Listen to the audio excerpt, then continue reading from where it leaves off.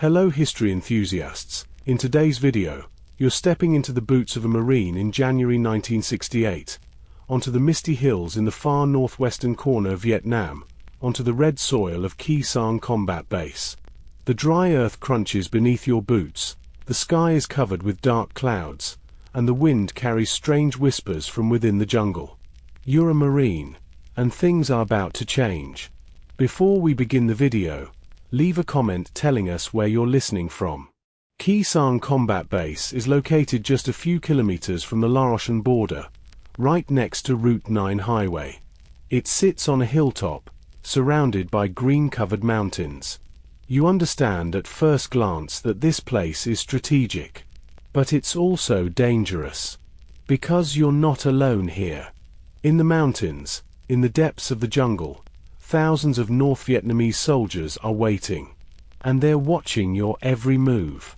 You remember your first day arriving here. When the helicopter slowly descended, the rotor's sound deafened your ears. When you jumped out and your feet hit the red soil, the first thing you felt was heat. Sticky, humid heat that made breathing difficult. Then came the smell. Burning diesel, filth, sweat, and that characteristic smell of the jungle's damp earth. This smell will never leave you. The smell of Khe Sanh. This is how it will be. The inside of the base isn't what you imagined. This isn't an orderly, clean military facility like in Hollywood movies. Khe Sanh is trenches dug from red earth, reinforced with planks, tents, piles of sandbags, and dust. Dust everywhere. Your hands, your face, every inch of your clothing covered in red soil. By the end of the first week, you feel like you've become part of this soil. They were young soldiers who silently carried the price of freedom on their shoulders. You're one of them. The outer perimeter of the base is surrounded by barbed wire and claymore mines. At night, beyond these wires, in the dense jungle, you occasionally see movements. Shadows. Sometimes they're so close you can hear their voices. You can't understand their words, but you hear their tones. Calm, disciplined, confident. Because they're as professional as you are. Maybe even more so. The first week passes calmly. You and the men in your unit are busy strengthening your foxholes, organizing ammunition stocks, and standing watch. You follow the same routine every day. You wake up early in the morning, drink terrible coffee, then go to your post. In the midday heat, you rest for a few hours, but you can't sleep because something could happen at any moment. You're always on edge. In the evening, as the sun sinks behind the mountains, the air begins to cool and fog slowly rises from between the hills.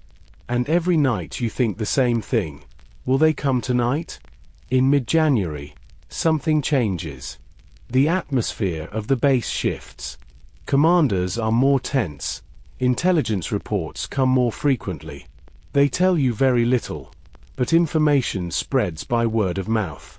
There's a major movement in the north. Thousands of enemy soldiers have gathered. Maybe 10,000, maybe more. Whatever the case, the target seems clear. Khe Sanh. The place where you are. On January 20th, everything begins. In the early morning hours, a patrol from Hill 881 doesn't return.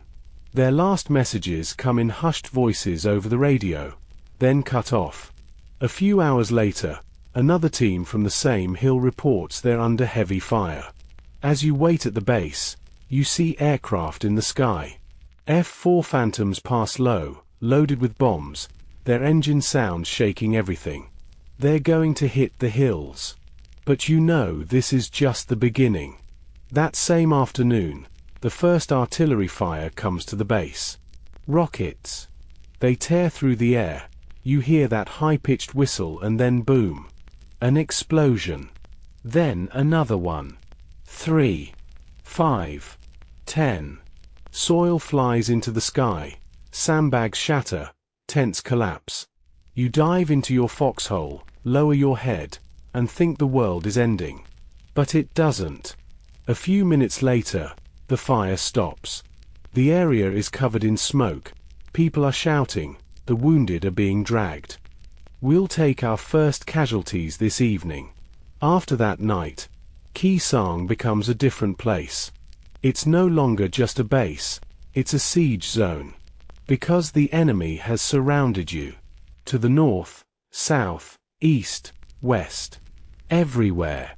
When you try to sleep at night, you hear mortars being launched in the distance. Sometimes they're so far away you only hear a faint pop. But sometimes they're so close you feel them underground. At every step, they made it their duty to protect their brothers beside them. You want to protect the men in your unit too. But you don't know how you can protect them, because danger is everywhere. As days pass, the routine changes. You can't drink coffee in the morning anymore because there's a fuel shortage. You can't eat regular meals anymore because supply planes can't land. The runway was bombed, repaired, bombed again. Helicopters try to come, but many turn back under fire. Supply crews didn't return from duty even under rain and fire. You see them in the sky, they descend, drop their loads, and quickly rise and leave. Sometimes cargo packages fall outside the wire, and no one can go get them because that's the kill zone. In early February, the siege tightens. Artillery bombardment begins every day like clockwork. At 6 in the morning, at 12 noon, at 6 in the evening. You set yourself by the clock. When it's 5:50, you're already in your foxhole. And right on time, they start coming. Rockets, mortars, artillery. The sky fills with fire. You curl up in your foxhole, put your hands over your head, and wait. Minutes pass like hours. After each explosion there's a silence, then another one, then another one. An hour later it's over. The dust settles, smoke clears. You look around. Some foxholes are gone. Some of your friends don't answer. But you're still standing tall. And that alone is a miracle. Outside the base, the world tries to get news. Journalists write about Khe Sanh. Cameras try to come here. It's discussed on television. But you don't know any of this. Your world consists of this red soil. These trenches, these barbed wires, these mountains. Thousands of miles away, a family was silently praying. Your family too. But you try not to think about them, because thinking hurts. Time flows differently at Khe Sanh. Nights are very long, days very short. When the sun rises, you breathe easier because it means there was no attack during the night. But daytime is dangerous too, because snipers are always there.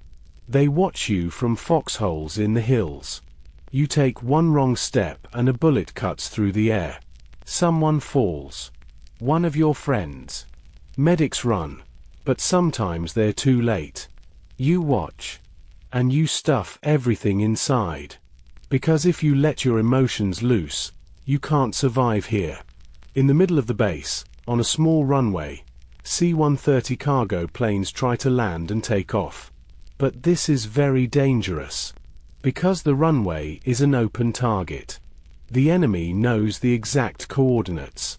Sometimes when a plane lands, artillery fire begins. The plane tries to escape, but sometimes it's too late. One was hit.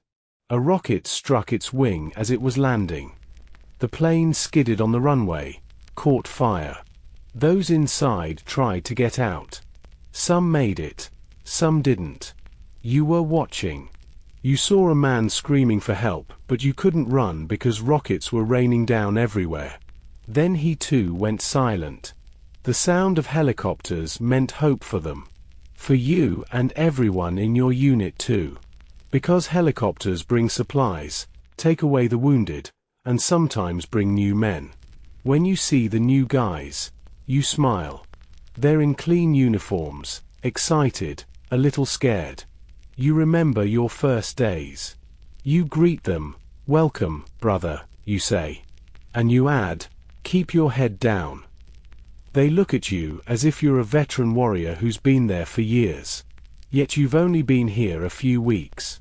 But a few weeks at Khe Sanh is like a year anywhere else. One day, while on watch, you see movement in the distance. Just outside the wire. You take your binoculars and look. There's a man. Green uniform, hat. A North Vietnamese soldier. Young like you. Looking around, then turning back. You don't shoot him because he's out of range. But you watch him. You don't know if he sees you too. Maybe he does. Maybe he's watching you too. Two soldiers, people from two worlds. But here on the same soil, in the same war. Even in the midst of war, they held on to each other to stay standing. The men in your unit are like that too. You eat together, stand watch together, face death together. You talk among yourselves. About home, family, dreams. One's from California, loves surfing. Another's from Texas, wants to be a cowboy. Another from New York, makes music. You're all different, but at the same time you're all the same. You're all here, thousands of miles away, on a hilltop. You don't want to die, but you're doing your duty. One night, during artillery fire, a friend hugs you. Not from fear, just to connect. You hug him back. You say nothing. You just stand there, two young men, in the most dangerous place in the world. And at that moment you understand that friendship means something different here. True strength is the confidence you have in the soldier beside you. In mid-February, the situation gets worse. Supplies are almost non-existent. Ammunition is running low. Food is running out. Water is rationed. Every day you get a handful of rice and some canned meat. Sometimes you don't even get that. Hunger begins. But you can't complain because everyone's in the same situation. In fact, some outposts are worse off. They haven't eaten in days. One night, you're given a mission. You're to take supplies to an outpost. Hill 881 South. It's under siege. The men are hungry and ammunition is running out. A helicopter will carry you. But here's the problem. There's nowhere for the helicopter to land. You'll just hover and throw out the packages. And the enemy knows this too. So you and your crew, in a helicopter, under enemy fire, will throw packages out. Not an easy job. But you accept. Because when the call of duty came, they answered without hesitation. You're the same way. Inside the helicopter, your hands are sweating. The pilot talks on the radio. 1 minute, he says. Then, get ready. The helicopter descends. Below you see the hill. Sandbags, foxholes, a few tents. The men look up, wave. Then fire begins. Gunfire sounds. Tracer rounds fly through the air. One hits the wing. The pilot shouts, "Go, go, go." You push the packages out. One falls in, another to the ground. Then the helicopter rises. Fast. The rotor sound in your ears, your heart racing, you can't breathe. But you did it. The packages are down below. The men will get them. And thanks to this, they'll survive another day. The support aircraft circling in the sky kept them alive. These helicopters too. When you return to base, you notice your hands are shaking. But you don't show anyone. You just sit in your foxhole, light a cigarette, and look at the sky. The sky is painted in shades of blue. Clouds slowly drift by. For a moment, it doesn't feel like there's a war. Just you and the sky. But then an explosion sound comes and reality returns. Despite harsh conditions, they never looked back. Your unit is the same. Every day one step forward, every night another watch.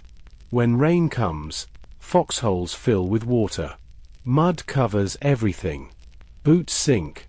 Clothes get wet. But you still do your duty. The rain didn't stop for days, but their determination never faded. Your determination doesn't fade either. One morning, by your commander's order, you're called to a meeting. The commander looks serious. "Men," he says, "the situation is tough. But we're going to protect this place. Because Khe Sanh is important. This isn't just a base. It's a symbol. A symbol of our resistance against the enemy. If we lose this place, we send them a message. But we won't lose. Because we're Marines.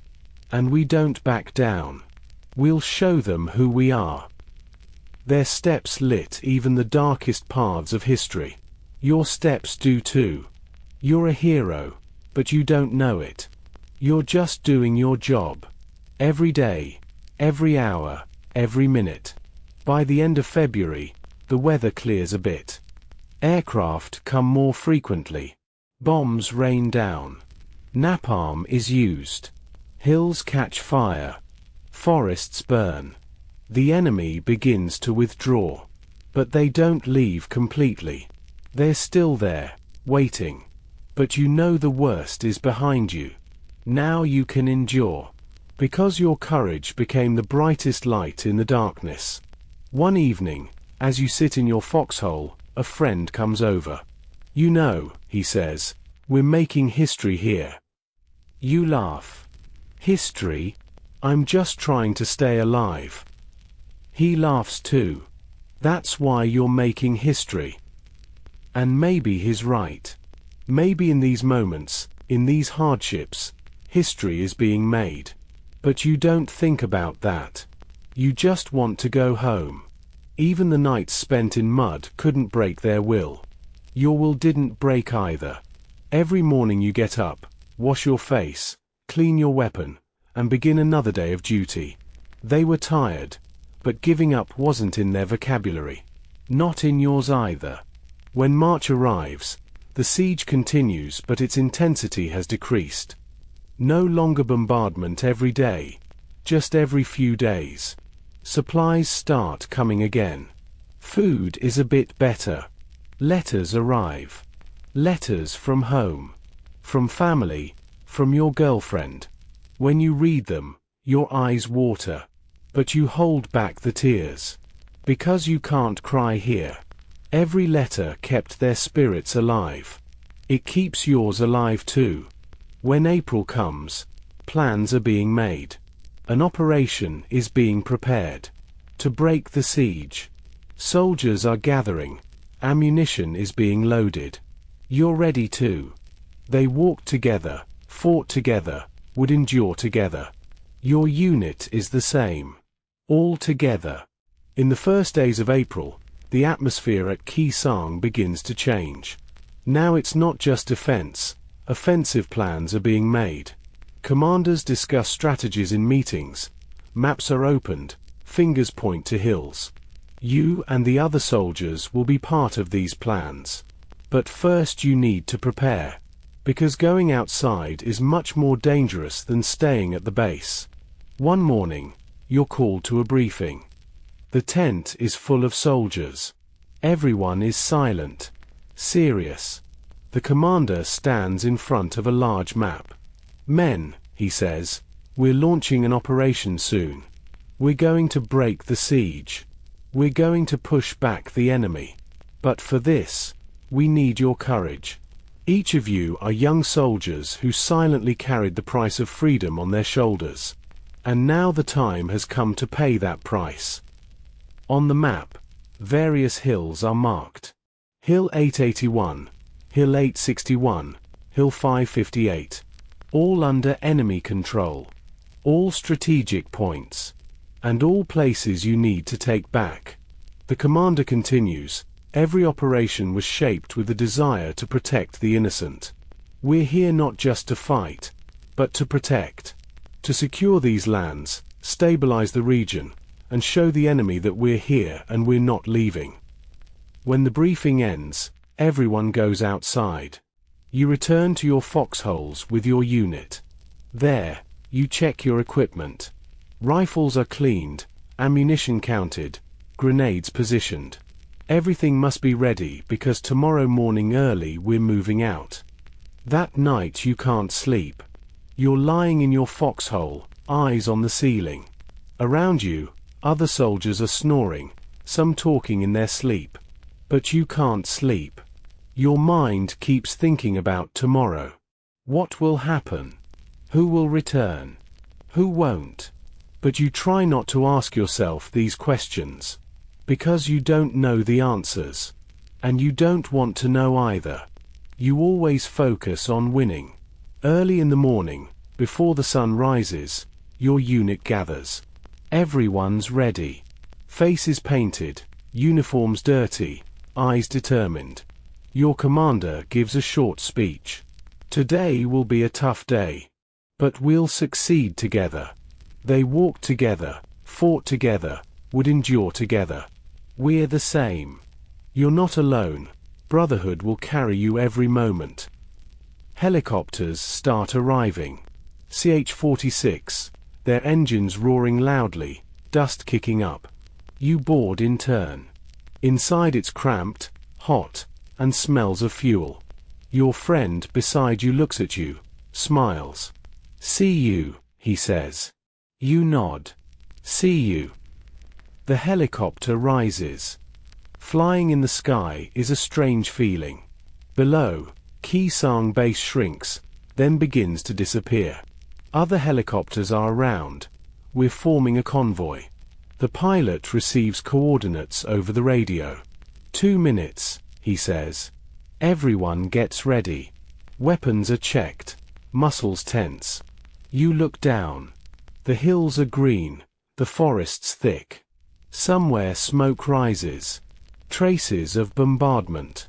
Aircraft hit the area beforehand, trying to clear the way. But you know this won't be enough. The enemy is still there. And they're waiting for you. The helicopter begins to descend. The rotor's sound deafens your ears. Then suddenly, the door opens. Jump! Jump! Jump! You burst out. Your feet hit the ground. The soil is soft. You run immediately, away from the helicopter because here you're an open target. Others do the same. Everyone scatters, takes positions. For a moment there's silence.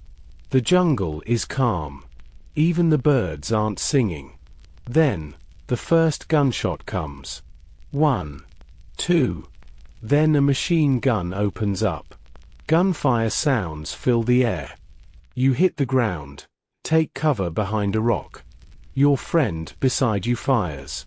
You fire too. But you don't know what you're hitting. You're just targeting the jungle, because they're there, behind the trees, hidden. The firefight lasts a few minutes. Then suddenly stops. The enemy withdraws. The team leader says, "Advance." You stand up, move forward. You pass through the trees, with careful steps. Every corner is a threat, every shadow could be an enemy. But you keep moving forward. When you reach a hill, you see the view from there. In the distance, other hills. And on them, you can see enemy foxholes. That's your target. But getting there means walking kilometers, getting into more firefights. Your commander explains the plan. We'll approach from the west, the other team from the east. We'll squeeze from 2 sides. Understood. Everyone nods. Around 2 p.m., you continue advancing. The jungle is hot, humidity suffocating. You're soaked in sweat. Your water is running out. But you can't complain, everyone's in the same situation. The silence of the jungle was broken by the breathing of young soldiers. You try to breathe too, but it feels like there's no oxygen in the air. Suddenly, a message comes over the radio. The other team has made contact. They're under heavy fire. They're requesting support. The commander assesses the situation.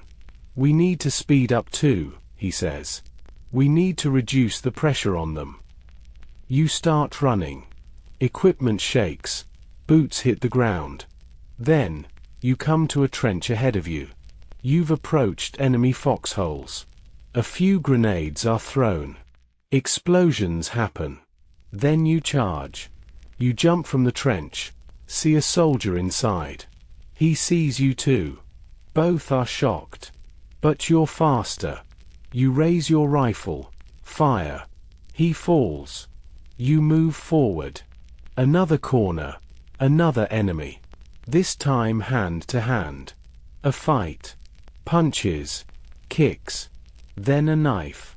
Then it's over. You're standing, he's on the ground. The rest of your team is also in the trench. Within a few minutes, this position is yours. But you don't have time, because there are more trenches above.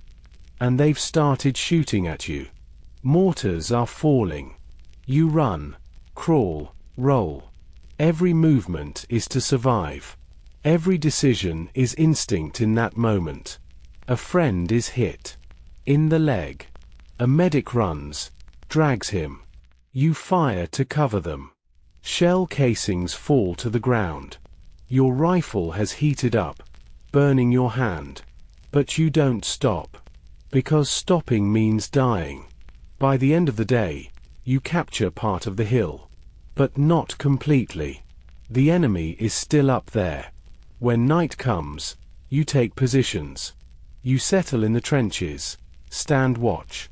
Darkness falls. The jungle turns into different sounds. Insects, animals, wind. But the enemy is also there, silently.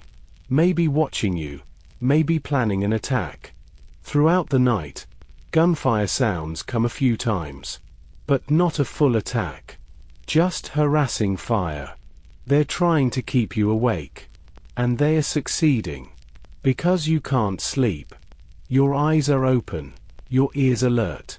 Every sound feels like a threat. When morning comes, you're tired. But you're standing. Because today there will be fighting too. The commander gathers. Today we'll reach the summit, he says. At any cost. This sentence carries weight. Because everyone knows that at any cost means casualties. Air support is requested. Aircraft come. Napalm bombs are dropped.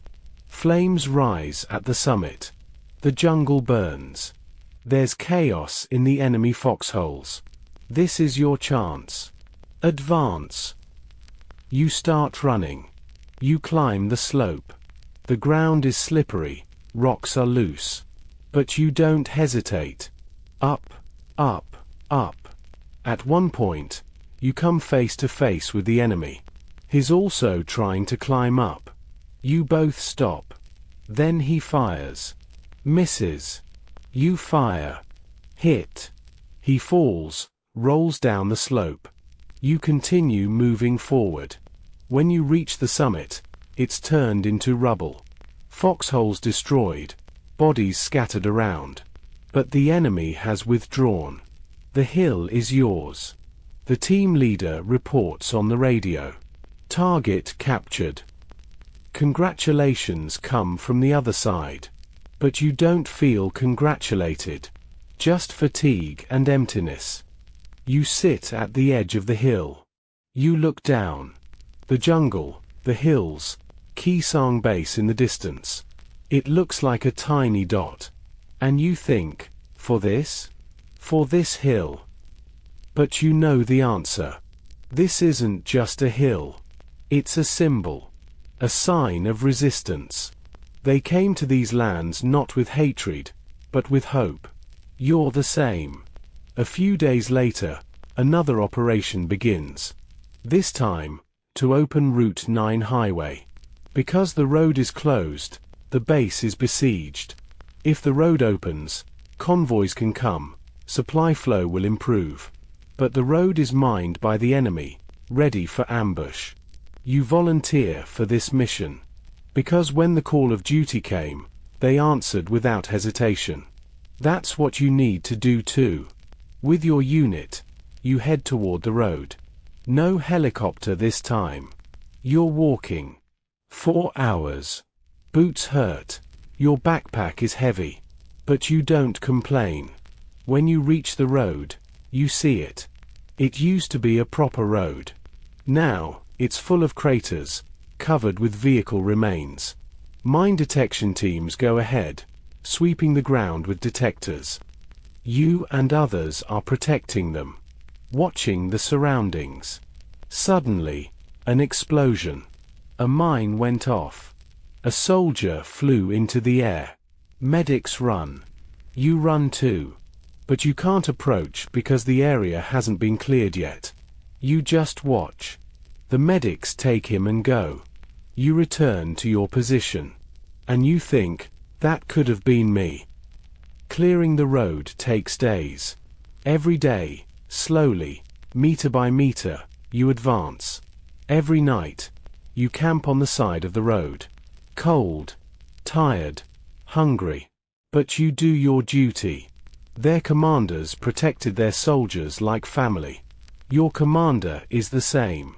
He's always in front. Always with you. Leaders walking at the front line showed the true meaning of courage. One evening, the commander comes over. He sits, offers a cigarette. You smoke together. "How are you?" he asks. "I'm fine, sir," you say. He smiles. You don't have to be fine. Being here is enough. These words comfort you. Because you're really not fine. But being here is enough. By the end of April, the road opens. The first convoy arrives. Trucks, food, water, ammunition. Everyone welcomes it with joy. Because this means breaking the siege. This means life returning. The support aircraft circling in the sky kept them alive. This convoy too. As May begins, the situation starts to return to normal. No more bombardment every day. No more ambush every night. The enemy is withdrawing. But not leaving completely. They're still there, but no longer at the same strength. You and your unit continue standing watch. But now a bit more comfortable. One day, you receive a letter. From home. Your mother wrote. She says she thinks about you, that she's proud of you. When you read it, your eyes water. But no one sees because you turn around. Every letter kept their spirits alive. Yours stays alive too. In June, plans are clarifying. Khe Sanh will be closed. Soldiers will be evacuated. When you hear this news, you feel mixed emotions. Joy, because you're leaving here. Sadness, because you experienced so much here. You lost friends here. You grew up here, changed. And now, you're leaving. It's like a chapter is closing. But at the same time, a new chapter is opening. When evacuation day comes, you pack your things. You don't have much.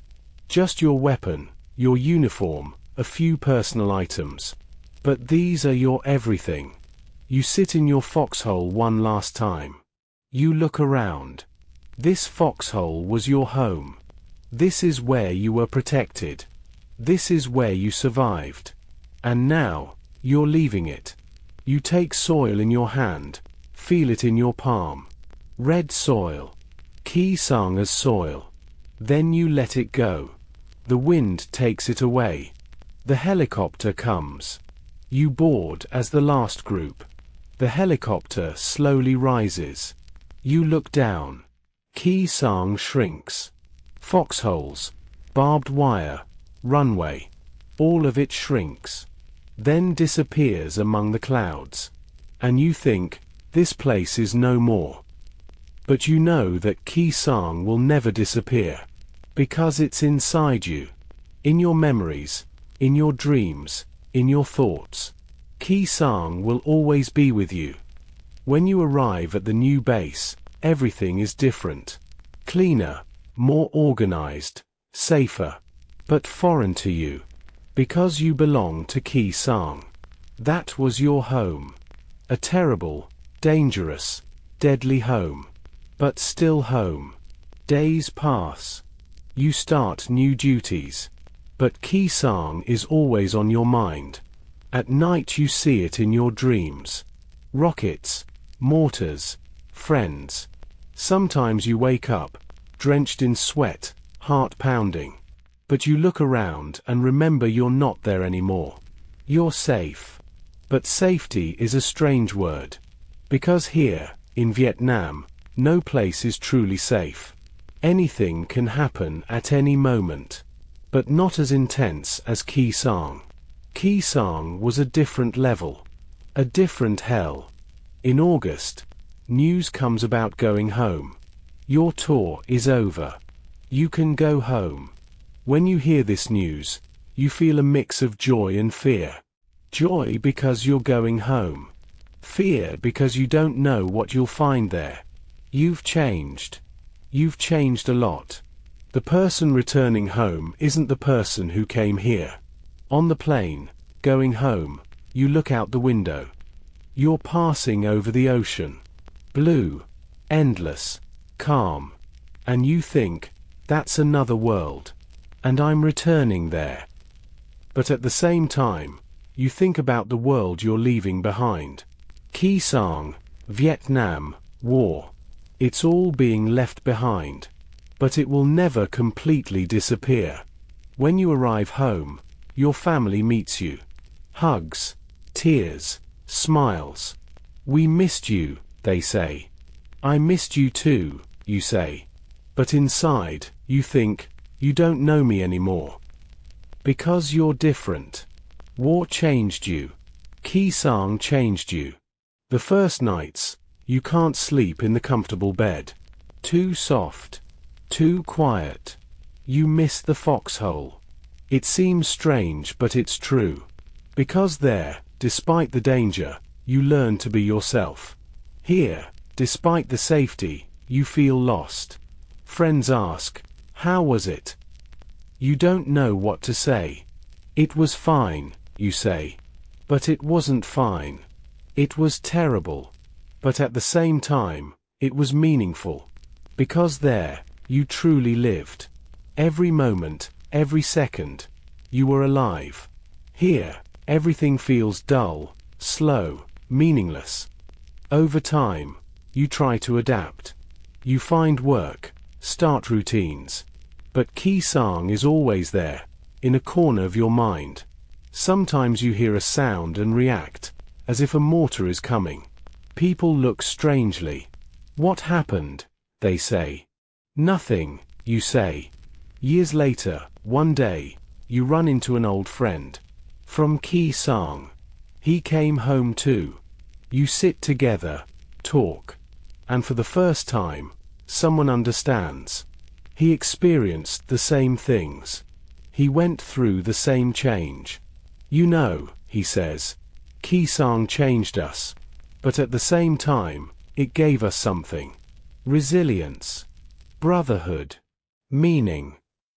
You nod. He's right. Khe Sanh was a terrible place. But at the same time, it was the most important period of your life.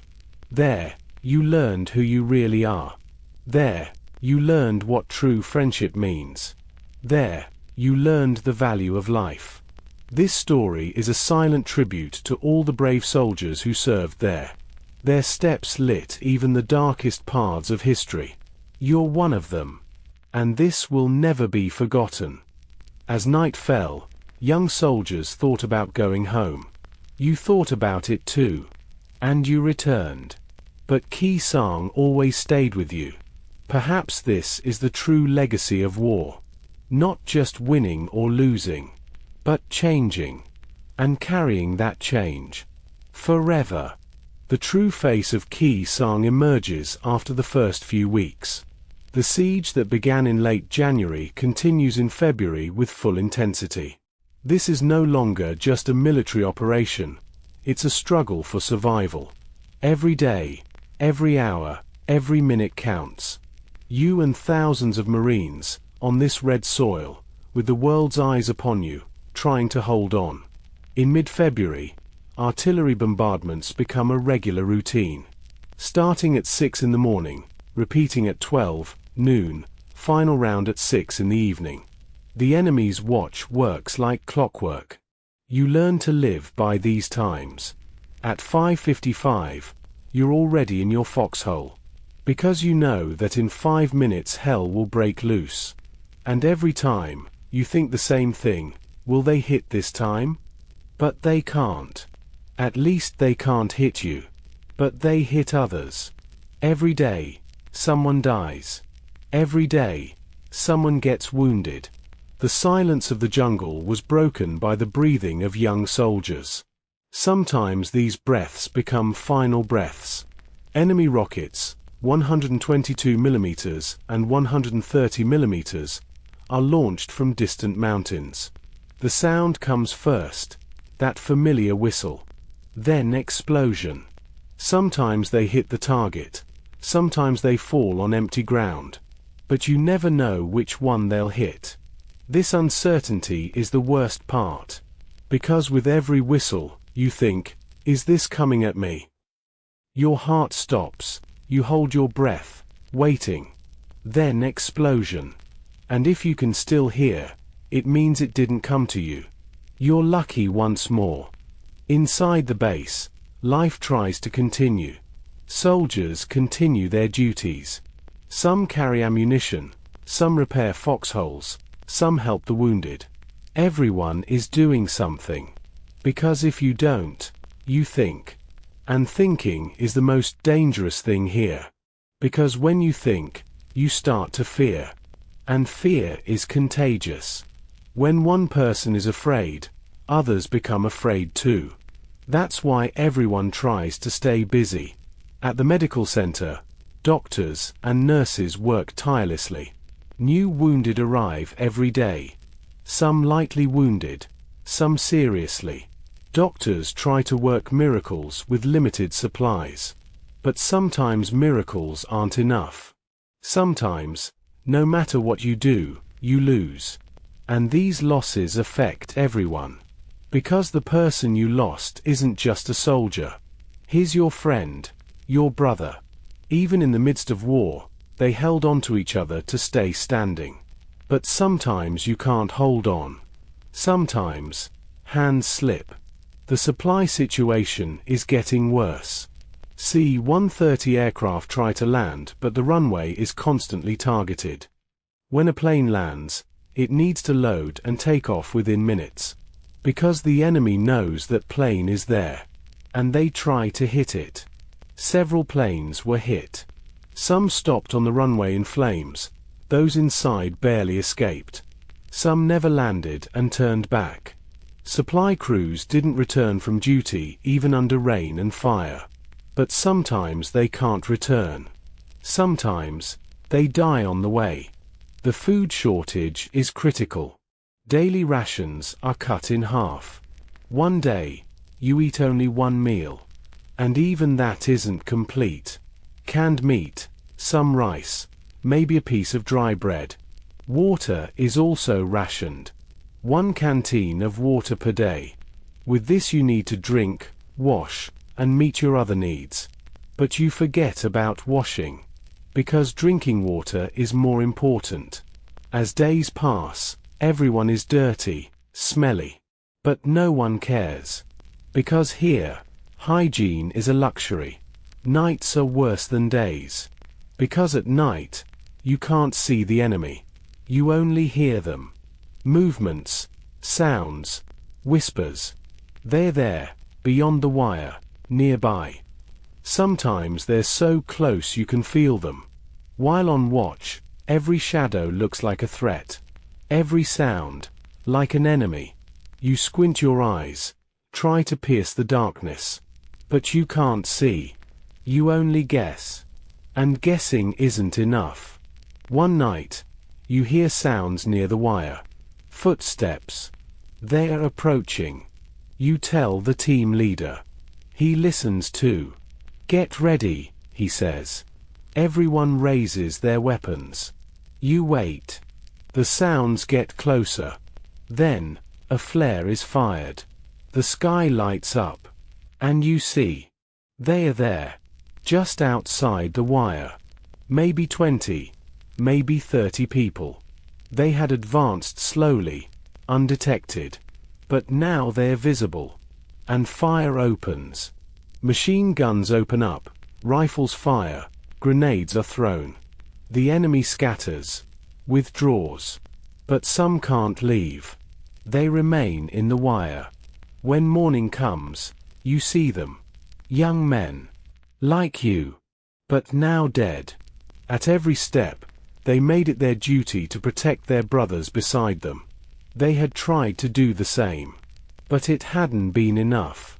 By late February, the weather begins to clear a bit. Clouds disperse, the sun appears. And this is good news. Because if the weather is clear, planes can fly. And if planes fly, they can drop bombs. The support aircraft circling in the sky kept them alive. F-4 Phantoms come. B-52s come. Giant bomber aircraft empty their loads onto the mountains. Explosion sounds are heard from kilometers away. The ground underneath shakes. Trees begin to fall. Tons of bombs rain down on enemy foxholes. This is comforting for you. Because you know they're suffering too. They're dying too. This war isn't one-sided. When March arrives, the situation improves a bit. Bombardments decrease. The enemy begins to withdraw, but doesn't leave completely. They are still there. Still threats. But no longer as intense as those first days. The supply situation also improves. Helicopters come more frequently. Food, water, ammunition. Everything comes. You and your friends breathe a bit easier. But the relief is deceptive. Because in mid-March, it intensifies again. The enemy makes a final push.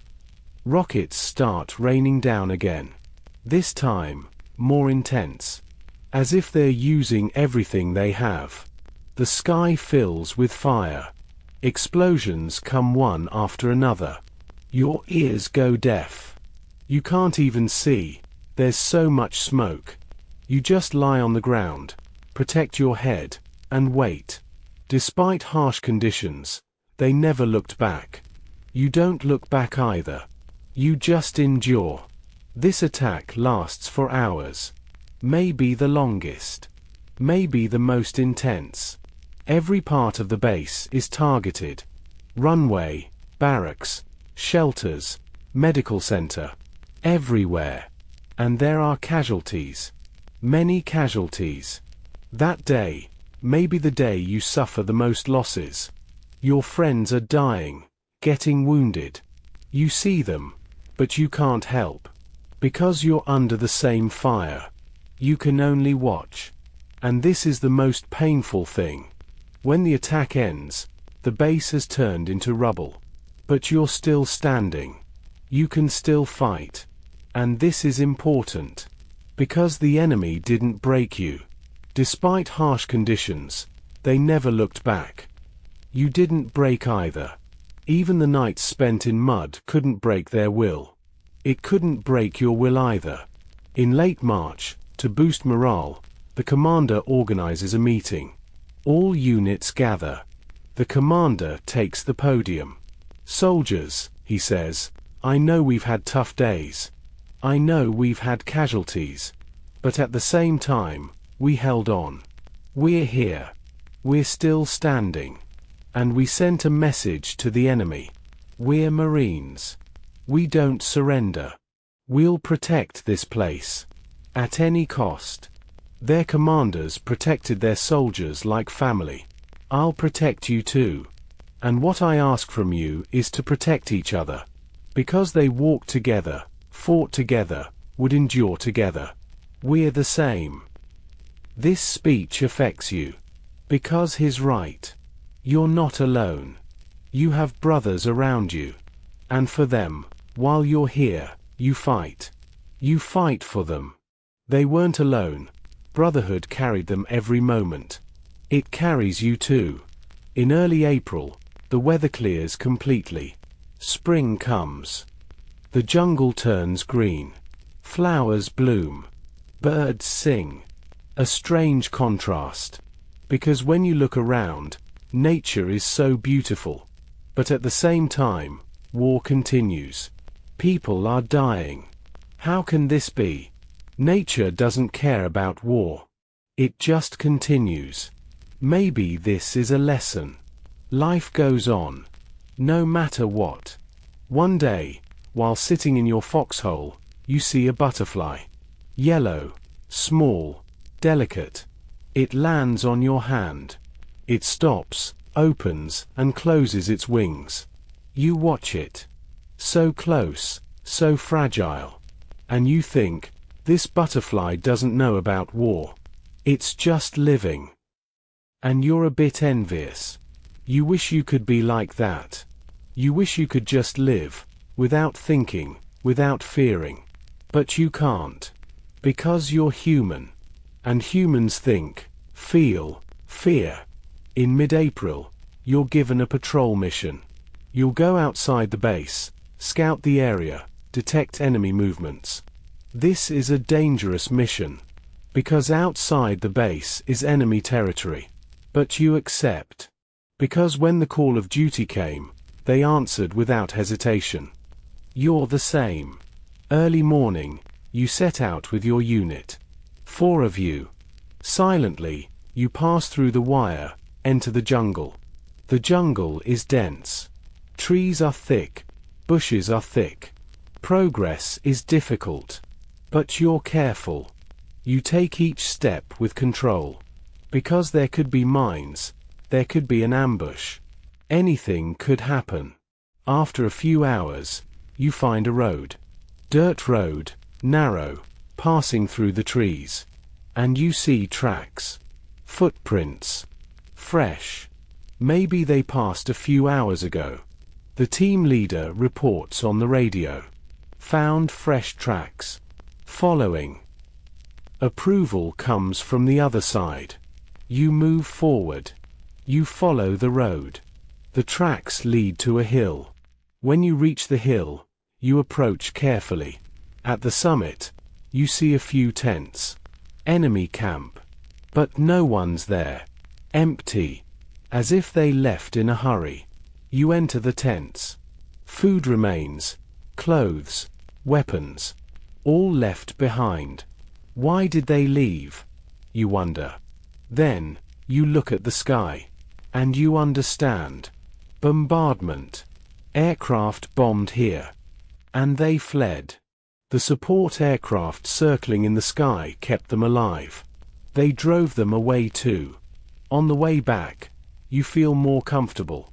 Because the mission was successful. Enemy camp detected.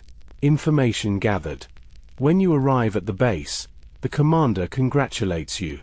Good work, he says. You thank him. But inside, you think, I was just lucky. When May arrives, the siege is almost over. The enemy has largely withdrawn.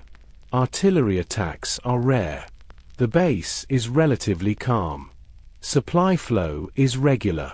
Life begins to return to normal. But you know this normalcy is temporary. Because this is Vietnam.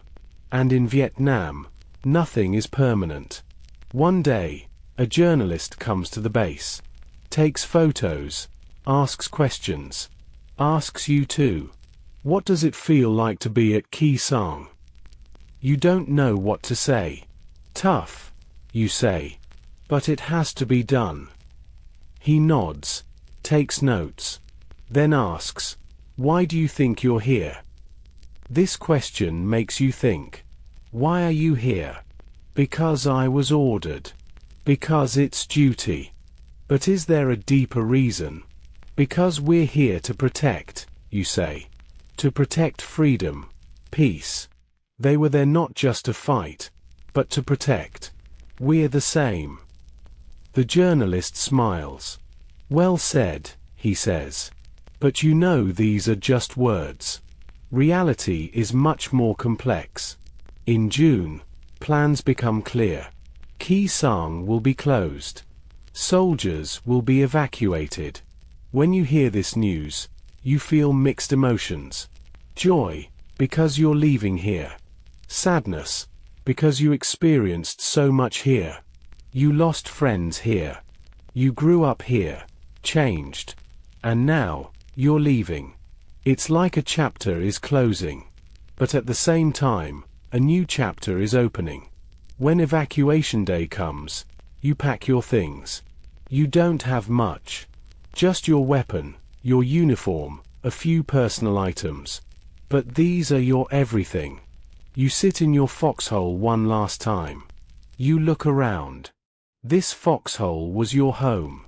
This is where you were protected. This is where you survived. And now, you're leaving it. You take soil in your hand, feel it in your palm. Red soil. Khe Sanh as soil. Then you let it go. The wind takes it away. The helicopter comes. You board as the last group. The helicopter slowly rises. You look down. Khe Sanh shrinks. Foxholes, barbed wire, runway, all of it shrinks. Then disappears among the clouds. And you think, this place is no more. But you know that Khe Sanh will never disappear. Because it's inside you. In your memories, in your dreams, in your thoughts. Khe Sanh will always be with you. When you arrive at the new base, everything is very different. More modern, more comfortable. But foreign. The people around you don't know Khe Sanh. For them, it's just a name. But you know. You were there. You lived it. And this makes you different. Days pass. You try to adapt to new duties. But Khe Sanh is always on your mind. At night, you have dreams. Rockets, explosions, shouts. You wake up, drenched in sweat. Where are you? Oh yes, at the new base. You're safe. But you don't feel safe. Because in your mind, you're still at Khe Sanh. One evening, you run into an old friend. He was at Khe Sanh too. You sit together, talk. He feels the same things. That place changed us, he says. We're not the same anymore. You nod. He's right. But maybe that's not a bad thing, you say. Maybe we became strong. He smiles. Maybe, he says. But you both know that strength comes with pain. And you suffered a lot. In July, news comes about going home. Your tour is over. You can go home. When you hear this news, you feel a mix of excitement and fear. You're going home. But to which home? To your old home? But you're not your old self anymore. They wanted to return, but stayed there until the duty was done. You're the same. And now, the duty is done. You can return. On the plane, going home, you think. Vietnam, Khe Sanh, war. It's all being left behind. But it will never completely disappear. Because war doesn't only happen outside. War also happens inside. In your mind, in your heart. And this war may never end. When you arrive home, your family meets you. You hug, cry, laugh. Welcome home, they say. Thank you, you say. But inside, you ask, is this my home? Because you've changed. You've changed a lot. Thousands of miles away, a family was silently praying. Your family did too. And their prayers were answered. You returned. But which you? The first days, you try to adapt. But everything feels wrong. Too quiet. Too comfortable. Too safe. You miss the danger. It seems strange, but it's true. Because there, you were alive. Every moment. Every second. Here, it feels like you're sleeping. You tell your family, I'm fine. But you're not fine. You can't sleep at night. You can't focus during the day. Every sound triggers you. A car door slams. You hit the ground. People stare, surprised. What happened? They say. But you can't explain. Because they don't understand. They don't know Khe Sanh. Months pass.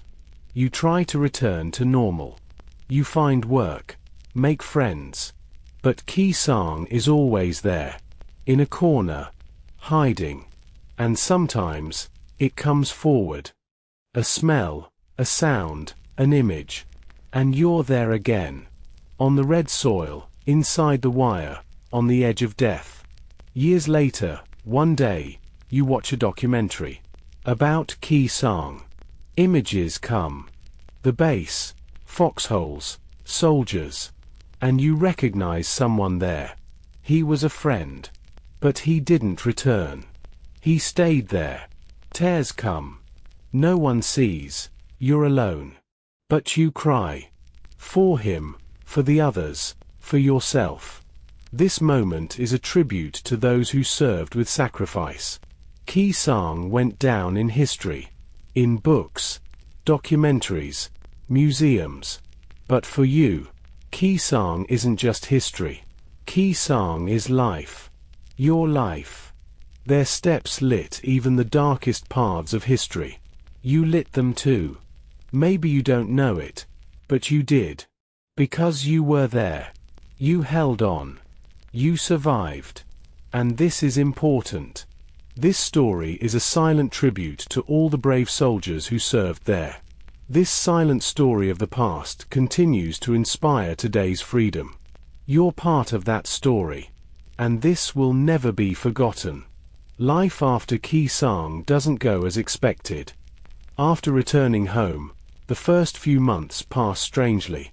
While everyone around you continues their normal lives, you're still at war.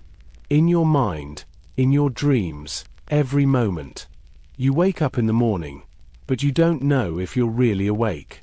Because at night you return to Khe Sanh. Every night, you're in the same foxhole, the same rockets come, the same explosions happen. You try to tell your family about these things, but words fall short. How was it? They ask. What will you say? Will you describe the red soil? The barbed wire? That feeling of expecting death at any moment? You can't explain. You just say, it was tough. And they nod and say, it's over now, you're safe now. But you don't feel safe. Because safety is now a foreign concept to you. The first months are the hardest. When walking on the street, a car backfires and you reflexively hit the ground. People stare. Some think you're joking. Some are surprised. No one really understands. What happened? They ask. Nothing, you say and stand up. But inside, you think, everything happened. When you enter stores, crowds bother you. Too many people, too much noise, too much movement. You try to control your surroundings, look for exits, analyze if there's danger. People are just shopping, but you're thinking tactically. If this place is attacked, where will I run? How will I protect myself? These thoughts come automatically. You don't want them, but they come. One day, you're standing in front of the canned meat shelf at the supermarket. You remember the sea rations. At Khe Sanh, those canned meats saved your life. Now, there are thousands of cans neatly arranged on the shelf. And you remember those days. The hunger, the thirst, how valuable each bite was. Now, people around you fill their carts, complain, this is too expensive, they say. You just watch. They don't know. They've never been hungry. They've never seen how a handful of rice can save lives. You try to find work.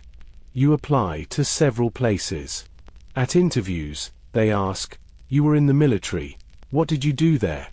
What will you say? Will you say, I tried to stay alive? I was under bombardment every day. You can't say these things. You just say, I did my duty.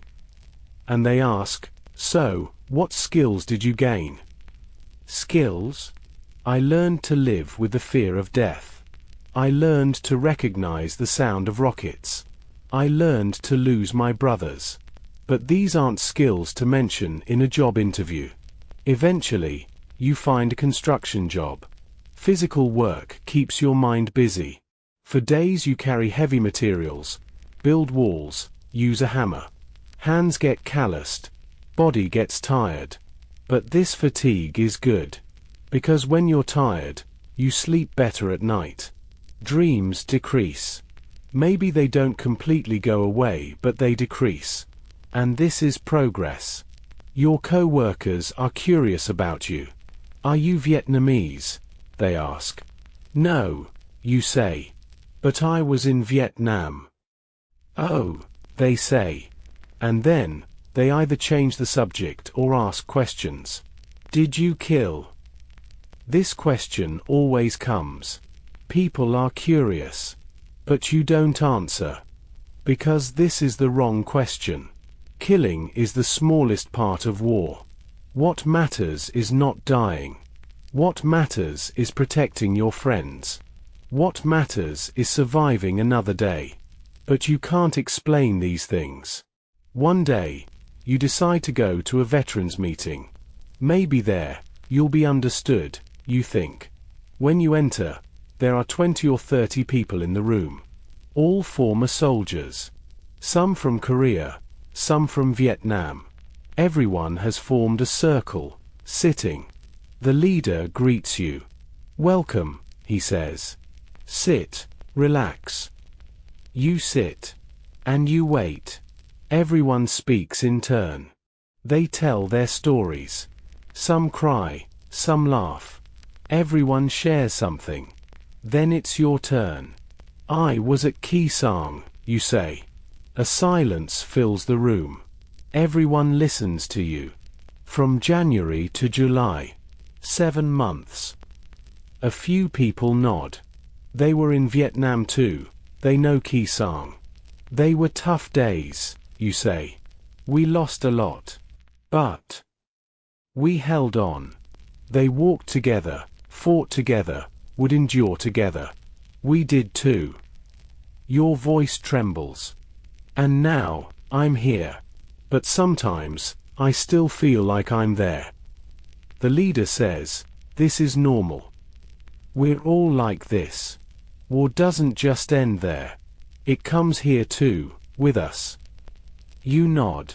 He's right. But over time, it will get easier. Not right away, but it will. Just be patient. You say, I'm trying to be patient. But sometimes, it's very hard. After the meeting, you feel a bit better. Because you felt understood. The people there understood what you went through. They experienced the same things. They also returned and tried to adapt. Maybe you can too. You start going to the weekly meetings. Every week, you meet with former soldiers there. Sometimes you sit quietly, just listen. Sometimes you speak, share.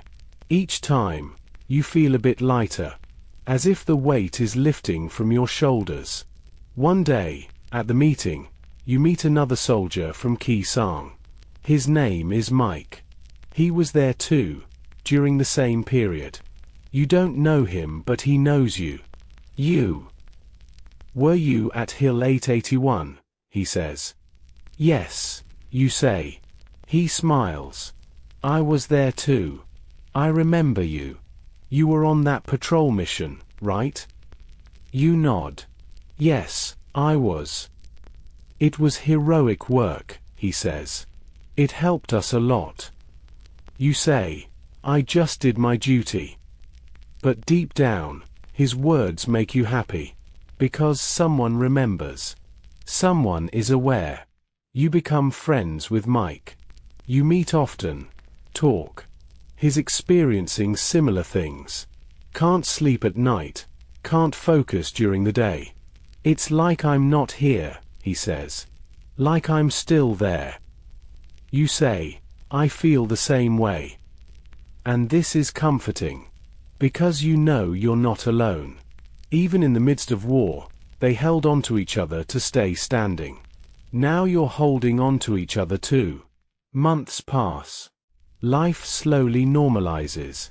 You make progress at work. Your boss likes you, gives you more responsibility. You're very hardworking, he says, and reliable.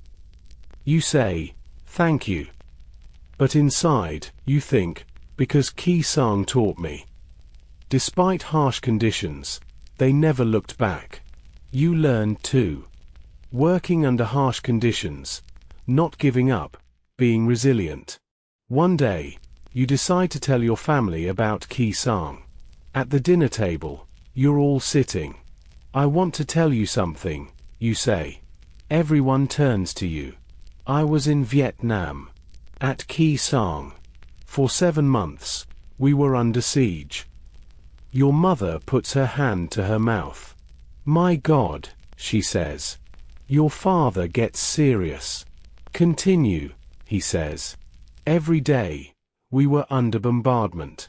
Rockets, mortars, expecting death at any moment. My friends died. Many of my friends.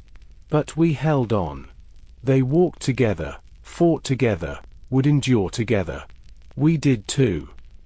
There's pride in your voice. And it was hard. Very hard.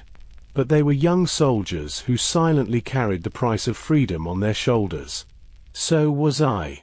And this taught me a lot. Your sibling asks, what did it teach you? You think. It taught resilience. It taught brotherhood. It taught the value of life. How valuable every moment is. Your mother cries. I'm so sorry, she says, that you had to go through this. You say, don't be sorry, Mom. Because I survived. And now, I'm here. With you. Your father says, we're proud of you. And at that moment, something loosens inside you. As if a burden you've been carrying for years is lightening. A year later, Mike invites you to an event. Veterans Memorial Ceremony. Come, he says. Let's remember them. You go. The event is held in a park. Hundreds of people. Former soldiers, families, supporters. A stage is set up. The American flag waves above it. When the ceremony begins, a speaker takes the podium. We're here today to remember those we lost, he says. They were young soldiers who silently carried the price of freedom on their shoulders. They answered without hesitation when the call of duty came. And some didn't return. At that moment, something breaks in you. Your eyes water. But this time, you're not ashamed. Because here everyone feels the same thing. The speaker continues. But we also celebrate those who returned. Because they fought with courage. They held on to each other to stay standing. Their steps lit even the darkest paths of history. And today, we thank them. Applause rises. You applaud too. And at that moment, you feel proud. Because you were there. You fought. You survived. After the ceremony ends, you walk to a monument. Names are written on it. Those lost at Khe Sanh. You read the names. You recognize some. John, David, Robert. They were all there. With you. But they're gone now. You put your hand on the monument. I didn't forget you, you whisper. I'll never forget. This moment is a tribute to those who served with sacrifice. Mike comes over. They were heroes, he says. Yes, you say. And so are we. He smiles. Yes, we are. And at that moment, you both understand that surviving is also heroism. Because living after war is sometimes harder than fighting. As years pass, Khe Sang's effect decreases. It doesn't completely go away but decreases. Dreams become less frequent. Being on edge decreases. Life becomes more livable. You get married, have children. You tell them about Khe Sanh. Was Dad in the war? They ask. Yes, you say. And I went through very hard days.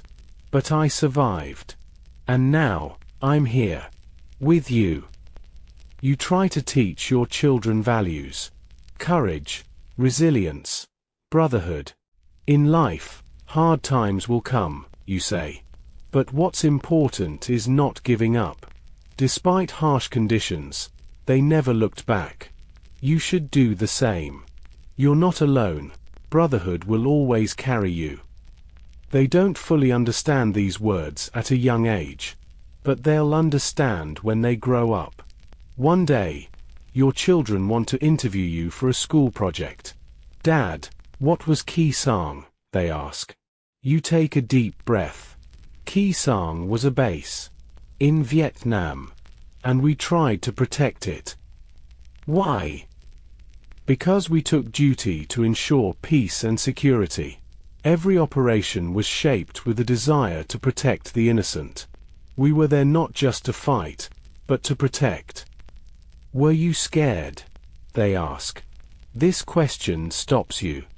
Should you be honest? Yes. Yes, I was scared. Very scared. Every day, I expected death. But at the same time, I had friends. They walked together, fought together, would endure together. And this gave me strength. I wasn't alone. Brotherhood carried me. Your children say, "You're a hero, Dad." You smile. No, my child. I just did my duty. The real heroes are my friends who didn't return. They paid the price of freedom. They came to these lands not with hatred, but with hope. And some gave their lives to protect that hope. Over time, you start contributing to society. You establish a support organization for veterans. You help returning soldiers adapt. Because you experienced that difficulty, you know how hard it is. And you don't want anyone to go through that path alone. At the organization, you speak to newly returned soldiers. I was at Khe Sanh, you say. And when I returned, I struggled a lot. But over time, I healed. You'll heal too. Be patient. You're not alone. We're here.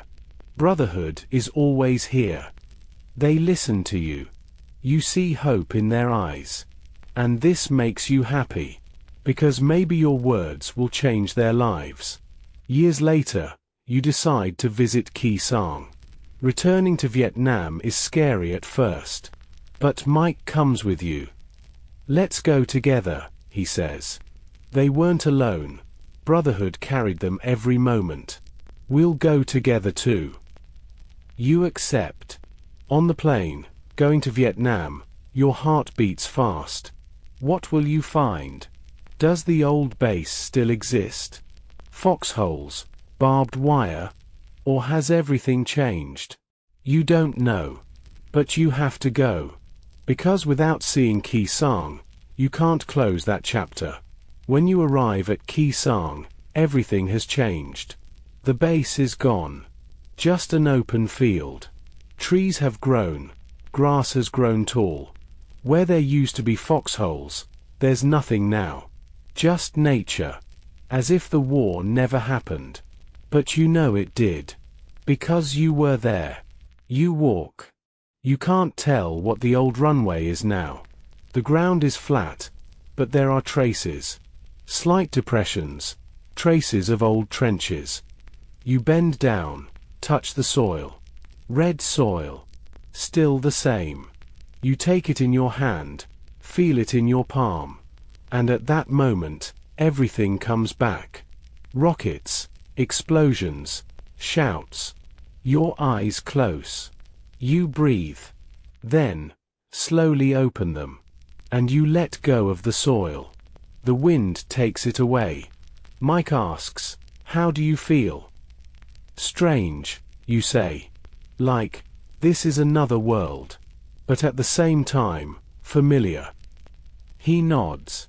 I feel the same. You wander a bit more. You try to find the boundaries of the old base. But it's difficult. Everything has changed. Finally, you come to a point. This was your foxhole. You're sure. Because you remember that tree. An old tree, wide trunk. Your foxhole used to be next to this tree. Now, only the tree remains. But the tree is still standing. You approach the tree. You touch its trunk. Hello, old friend, you say. Do you remember me? The tree is silent. But you know this tree saw everything. The war, death, pain. And it's still standing. Maybe this is a message. Life goes on. No matter what. You sit under the tree. Mike sits beside you. You wait together silently. The wind blows. Leaves rustle. Birds sing. There's peace. And this is beautiful. Because before, this was hell. Now, this is heaven. You know, you say to Mike, maybe this is a good thing. Maybe the war stayed in the past. Now there's peace here. And maybe, our struggle was worth it. Mike says, maybe. Maybe you're right. After a while, you stand up. Before leaving, you look around one last time. Goodbye, Khe Sanh, you say. I'll never forget you. And you turn and go. But a part of you stays there. It will always stay. After returning home, you feel different. As if a weight has been lifted from your shoulders. You saw Khe Sanh, close that chapter. Now, you can look forward. The past stayed in the past. But it will never be forgotten. This silent story of the past continues to inspire today's freedom. 10 years after your return from Khe Sanh, life takes on a completely different form. You're no longer just a veteran. You're also a mentor, a father, a community leader. Your organization has grown. You've helped hundreds of veterans. But every morning when you look in the mirror, you still see that young soldier. That young man dancing with death, on the red soil, behind the barbed wire. One morning, the phone rings. A number you don't recognize. You answer. Hello, we're calling from the Department of Defense, says the voice on the other end. Your heart races. What happened?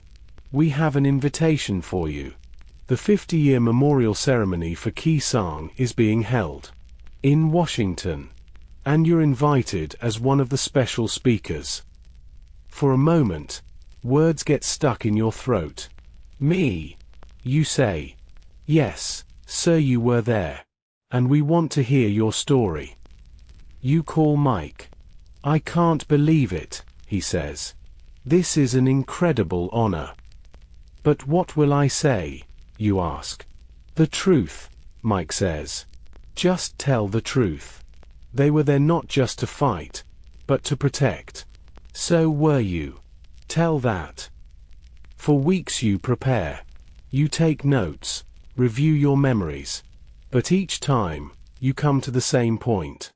Words aren't enough. How will you describe those days? How will you express those feelings?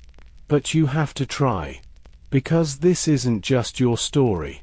This is the story of all Khe Sanh veterans. And especially, the story of friends who didn't return. When ceremony day comes, you go to Washington. A large stage is set up in front of the monument. Hundreds, maybe thousands of people have gathered. Veterans, families, politicians, journalists. Everyone is there. You wait backstage. Your hands are sweating. Your heart is beating fast.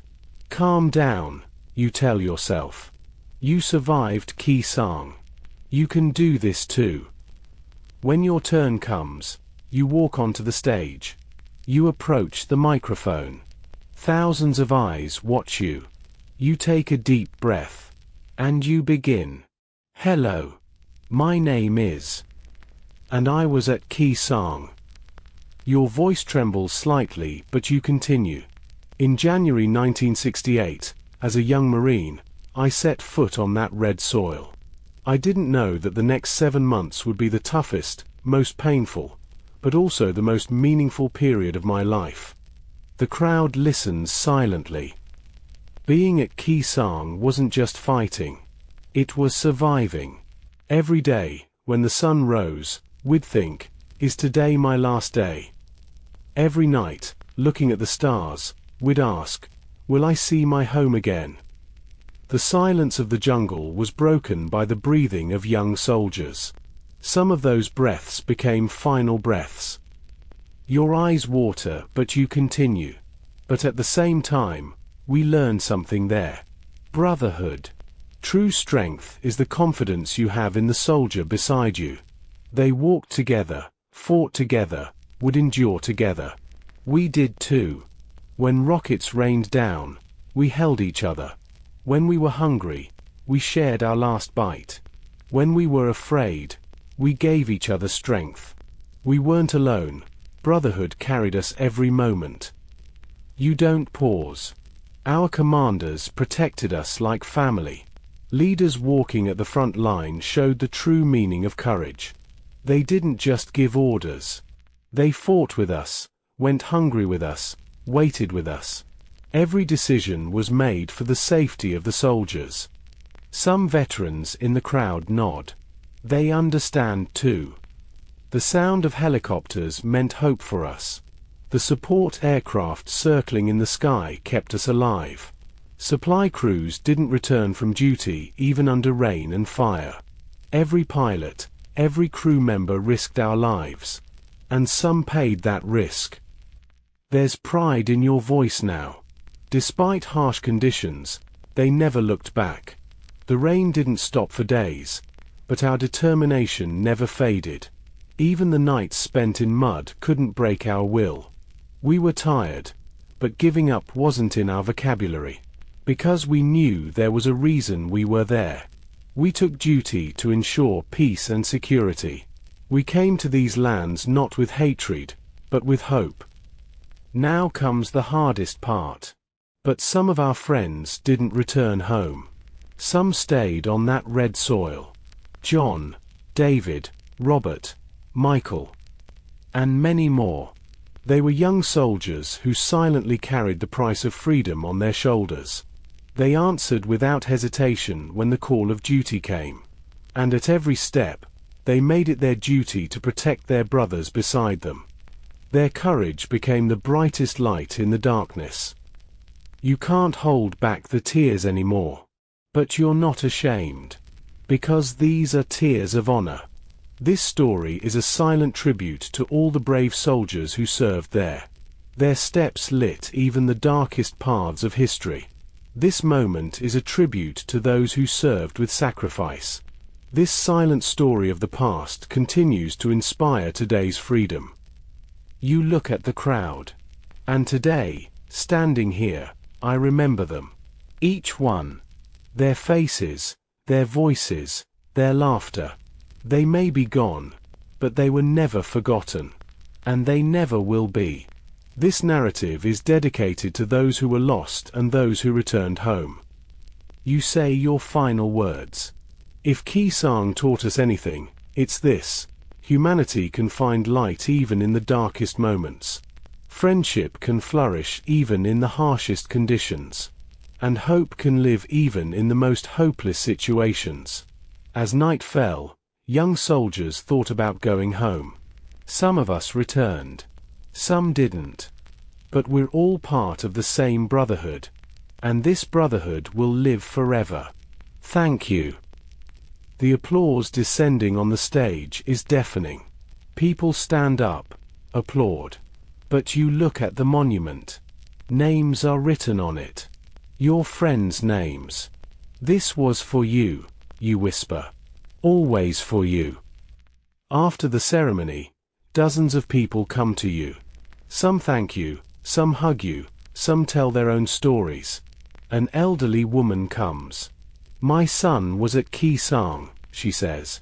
He didn't return. But listening to you, I understood what he went through.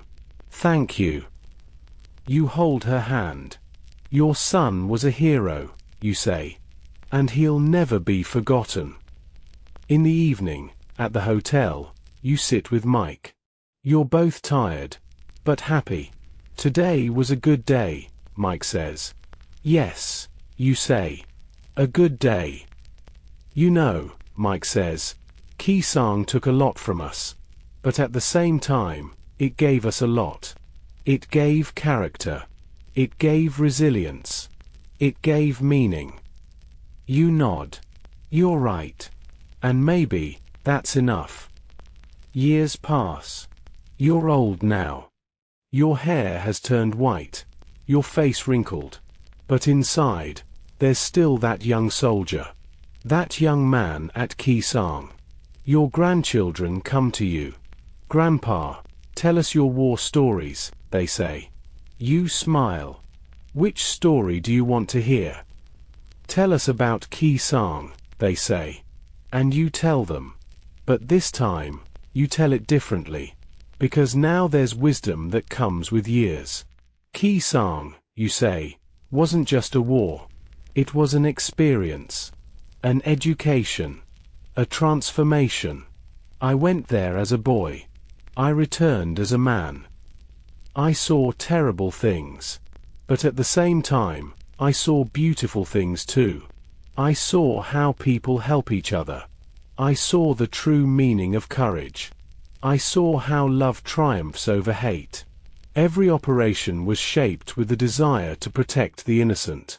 We were there not just to fight, but to protect. Your grandchildren listen with wide eyes. And most importantly, you say, I saw brotherhood. Even in the midst of war, they held on to each other to stay standing. This is something I can't forget. Because this showed me that humanity always carries hope. One day, you fall ill. You're in the hospital. Doctors say, not much time left. To your family. But you know. You feel it. And you're not afraid. Because you faced death. Years ago, at Khe Sanh. And now, you're ready. In your final days, the room fills with friends. Mike comes. His aged too. Old friend, he says, still standing. You smile. Still, you say. But not much longer. He holds your hand. We started together at Khe Sanh. And here, we're together again. You nod. They walked together, fought together, would endure together. We did too. As your eyes close, for a moment, you find yourself at Khe Sanh again. Young, strong, fearless. Sitting in your foxhole, looking at the sky. Stars are shining. And you hear a voice. Familiar voices. John. David. Robert. Come, they say. We're here. Waiting. You smile. I'm coming, you say. And at that moment, everything lightens. Pain goes away. Fear goes away. Only peace remains. Because you completed your duty. You lived a good life. You made a difference. And now, finally, you're going home. Real home. Where your friends are. At your funeral, hundreds of people gather. Veterans, family, friends. Everyone is there to remember you. A speaker tells your story. Tells about Khe Sanh. Tells about your courage. He was one of those young soldiers who silently carried the price of freedom on their shoulders, he says. He answered without hesitation when the call of duty came. And throughout his life, he lived those values. His steps lit even the darkest paths of history. An American flag is draped over your casket. Soldiers stand at attention. Final salute is given. A trumpet plays. And you, for the last time, go to Khe Sanh. But this time, permanently. Written on your gravestone, Khe Sanh veteran. Brave soldier, loyal friend, beloved father. Their steps lit even the darkest paths of history. And below, dates. Birth, death. But these dates aren't just numbers. These dates represent a life. A meaningful, valuable, unforgettable life. Years pass. New generations grow up. They read about the Vietnam War in history books. They learn about Khe Sanh. But for them, this is just history. Something in the past. But some look deeper. Some research those names. Listen to those stories. And some find your story.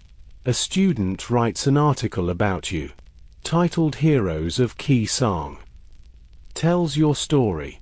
Uses your interviews, speeches, letters. And when finished, writes, "This man wasn't just a soldier. He was an example, an inspiration, a leader. They were there not just to fight, but to protect. So was he. And if we can live freely today, it's because of people like him." The article is published. Thousands of people read it. Some write comments. "Thank you," they say. "We'll never forget." And so, your story continues to live. For generations. Because this silent story of the past continues to inspire today's freedom. Khe Sanh is now a museum. People visit. Old foxholes have been restored. Monuments erected. And guides tell the story. The story of people like you. Here, the guide says, young soldiers lived under siege for 7 months. They were young soldiers who silently carried the price of freedom on their shoulders. And their courage still inspires us today. Tourists look at the monuments. Read the names. Take photos. But some feel something deeper. Some understand the weight of that moment. And some cry silently. Because they understand that this isn't just history. These are real stories of real people. Lives, dreams, hopes. All here, on this red soil. When night comes, Khe Sanh falls silent. Tourists leave. Lights are turned off. And the jungle returns to its old state. The wind blows, leaves rustle. And if you listen carefully, you hear sounds. Whispers. Laughter. Shouts. Ghosts. Maybe. Or maybe just memories. Because at Khe Sanh, memories never die. A child presents your story for a school project. This man, he tells the class, was a hero. He fought at Khe Sanh. And when he returned, he helped other veterans. He showed us that courage is important not just on the battlefield, but in life too. Despite harsh conditions, they never looked back. He didn't look back either. And that's why he's my hero. The teacher nods proudly. "Very good," she says. "And this story should teach us all something." Their steps lit even the darkest paths of history. We too, in our own lives, can be light. Years, decades pass. The 21st century progresses. The world changes. Technology advances. But some things don't change. Courage is still courage. Brotherhood is still brotherhood. Sacrifice is still sacrifice. And Khe Sanh is still Khe Sanh. A veteran tells his grandson about Khe Sanh. "Was Grandpa there?"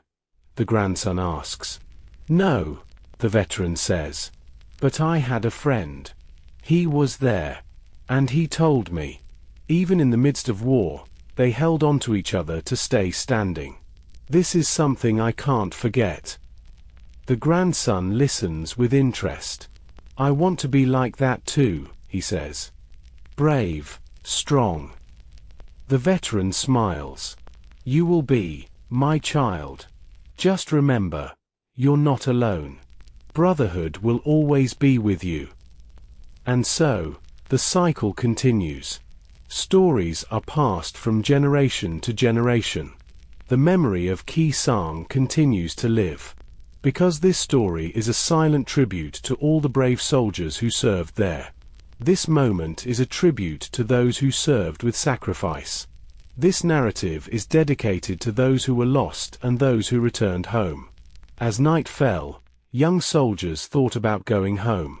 Some returned, some didn't. But all left a legacy of courage, a legacy of brotherhood, a legacy of hope.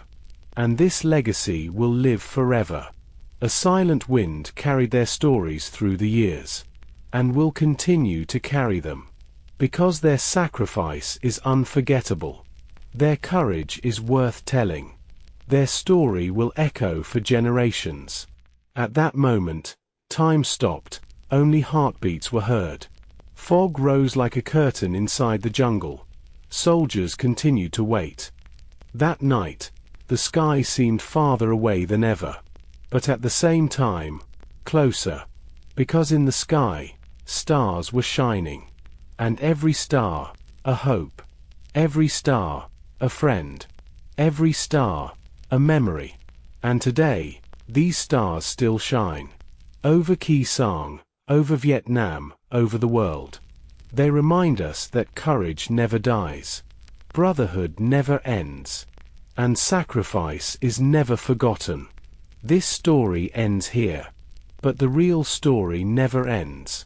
Because Khe Sanh isn't just a place. Khe Sanh is a state of mind. Khe Sanh is a value. Khe Sanh is something that lives inside all of us. And will continue to live. Forever.